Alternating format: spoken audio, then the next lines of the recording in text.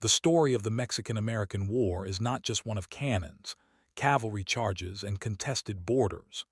It is the tale of two young nations, one forged from revolution against colonial masters, the other from revolution against its own empire, colliding on a vast frontier where maps were still half imagination, half ambition. It was a conflict that would redraw boundaries, fuel bitter debates on slavery, and leave legacies still felt in the heart of North America. In 1846, the United States was a republic swelling with confidence.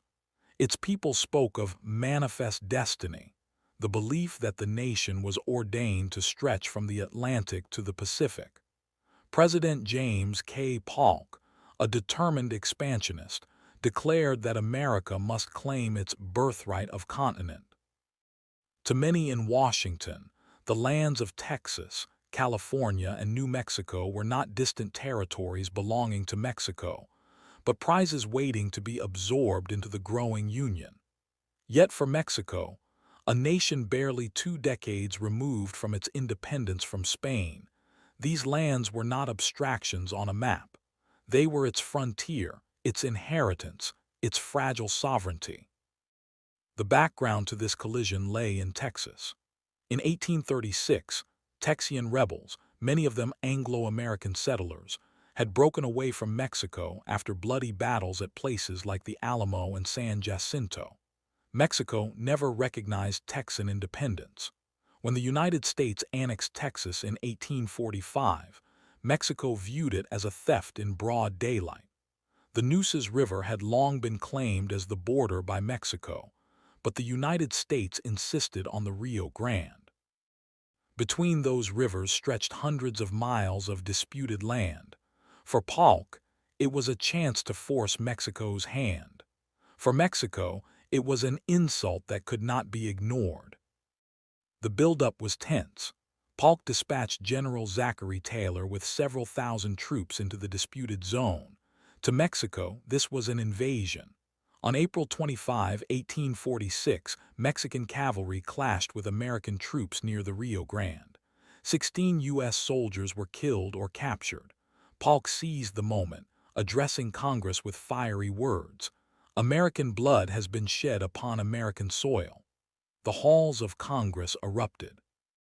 War was declared, though voices like young Congressman Abraham Lincoln and philosopher Henry David Thoreau decried it as a war of aggression.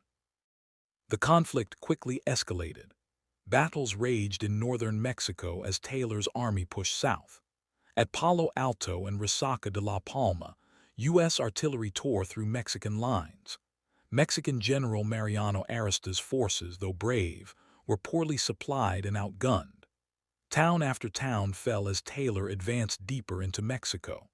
Meanwhile, further west, Colonel Stephen W. Kearny marched from Missouri with the Army of the West, seizing Santa Fe without a shot, then pushing toward California.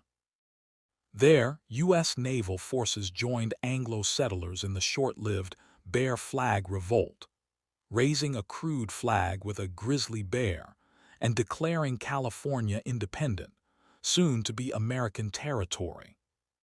The climax came in 1847, while Taylor secured victories at Buena Vista against the famed Mexican leader Antonio López de Santa Anna. Another American force embarked on one of the boldest campaigns in U.S. history. General Winfield Scott led an amphibious landing at Veracruz, the largest such operation the Americas had seen. With naval bombardments shaking the coast and thousands of troops storming ashore, Veracruz surrendered. Scott's army then marched inland along the very route Hernán Cortés had taken 3 centuries earlier when conquering the Aztec Empire. Battles erupted at Cerro Gordo, Contreras, Churubusco, and Molino del Rey. Each time, Mexican defenders fought with courage, but discipline and resources faltered. By September, Scott's troops stood before Mexico City, the beating heart of the nation. The city's defenders raised barricades, church bells rang, and civilians prayed in the shadow of cathedrals. The final stand came at Chapultepec Castle, a fortress on a hill guarding the city. There, young Mexican cadets, the Niños Héroes, fought to the last, one of them said to have wrapped himself in the national flag and leapt from the walls rather than surrender. On September 14, 1847, U.S. forces entered Mexico City. The war was effectively over. The aftermath was devastating for Mexico. In 1848, the Treaty of Guadalupe Hidalgo was signed. Mexico was forced to cede half its territory, lands that today make up California, Arizona, New Mexico, Nevada, Utah, and parts of Colorado and Wyoming. The Rio Grande was established as the Texas border. In exchange, the United States paid $15 million, a sum viewed as meager compared to the scale of the conquest. For Mexico, it was a national trauma, remembered as La Pérdida del Norte, the loss of the North. For the United States, it was a triumph, but one that deepened divisions at home. The new lands reopened fierce debates over the expansion of slavery, debates that would lead, within little more than a decade, to the Civil War. The legacy of the Mexican-American War is profound. For Mexico, it remains a scar in national memory, a story of betrayal, resistance, and loss.